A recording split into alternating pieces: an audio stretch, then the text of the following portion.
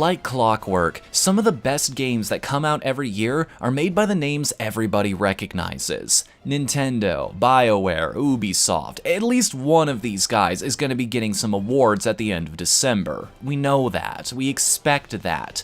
But the real treats are the games that appear completely out of nowhere, made by a development studio that you've never even heard of, and yet utterly blows you away. For me, Aegis of Earth is one of those games, which is why I was so eager to do a review on it and share it with all of you. But will you want to join me at that table? Well, let's take a closer look and find out. Aegis of Earth has what can essentially be described as every giant monster movie plot ever. It has aliens, it has government organizations, the setting is post-apocalyptic, and the entire world is struggling to keep hold of some rare MacGuffinite ore that makes all their problems disappear. You take the role of a commanding officer amidst all this, working with your support crew to keep your little town safe from the kaiju menace. And this is where the real strength of the narrative comes in. The world is as it is. By the game's very nature as a tower defense, you're thematically just trying to survive. It's not really as much about saving the world as it is about saving what little parts of it you can, and personally, it worked for me, because every character on my team was utterly fantastic. These people are not only bright and colorful, but they all have histories and relationships with one another. They have their own interesting stories to tell as events unfold, and when you combine that with the natural chemistry a lot of them have, you find yourself starting to care for these people. I felt incredibly satisfied watching them grow as individuals under my leadership, and while their actual functionality in-game is somewhat, scarce at times, I was still happy to have them around to keep me motivated. Now, like I said, Aegis of Earth is a tower defense game, but unlike most games where you have to start from scratch after every mission, any towers you place in this title are permanent fixtures of your defense, until they either get replaced or stomped on. This makes it much more of a strategy-focused experience than you might expect, asking you to think long-term instead of just in the moment about what would be useful and where. But don't worry about misplacing your towers too much. You see, not only can you move them around for free during the building phase, but when battle begins, monsters will start approaching your circular base from every direction. To combat them, you have to select either the inner, outer, or middle ring of your defense and rotate it to get your guns facing your foes. You also have a fourth defensive ring, which can only house temporary towers like bulwarks, shields, and the like. And by virtue of housing your last line of defense, it's probably one of the most important rings to manage in the thick of it all. To add another layer to this, there are several benefits to lining up towers of the same type. Not only will they hit harder and shoot farther, but you'll also receive more experience at the end of the strike for using these higher level formations. They do take a second to transform and lock into place when you move them around though, so if you plan on being as efficient and productive as possible, make sure your attention and reaction time are firing on all cylinders. There are also multiple types of towers that are good against specific enemies.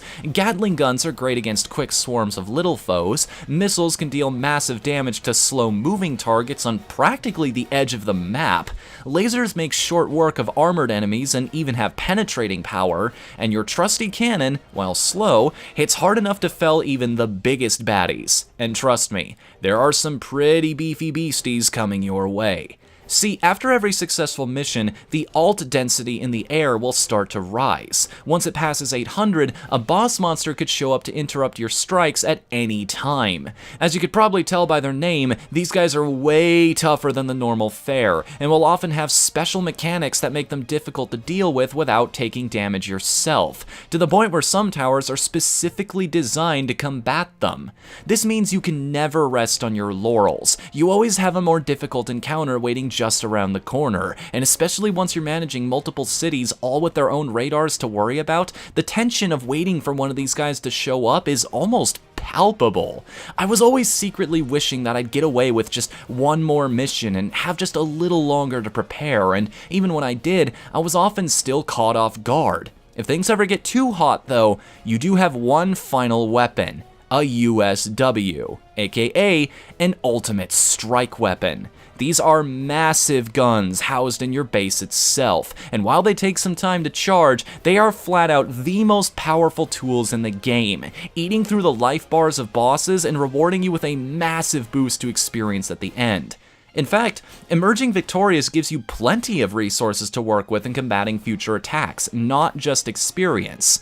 When you gain enough experience, the R&D department will call you up with a new tower design that you can unlock. Command will also give you a ring and provide you with a promotion bonus, often containing money and also some one-use items that can give you a much-needed boost either before or during a strike.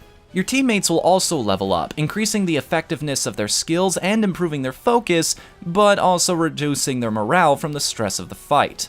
Higher focus means their passive abilities will trigger more often, and if their morale is low, they won't be able to fight at all. You can improve morale both by tagging them out with another operator and letting them take a break, but also by giving them a compliment at the end of the strike, rewarding them with both a confidence boost and some extra experience points. If you perform well during a mission, the happiness of your citizens will increase. Higher happiness means more people moving to your city in between strikes, and once your population gets big enough, your city itself levels up, unlocking even more upgrades. Sometimes enemies will also drop crystals upon defeat, which are used both to build new guns and to be refined into Alternite, which is used to upgrade already existing towers. Don't think the power boosts end once you hit max level though. Sometimes Central Command will send you special orders for missions with unique conditions. Completing these will often reward you with special items and also modifying tokens, which, as the name implies, allow you to modify an existing tower. Not only does this increase the maximum level that tower can be upgraded to, but it also adds some invincible residential areas to it, allowing people to move into those towers and even stay safe regardless of whether the gun above them is destroyed in a fight.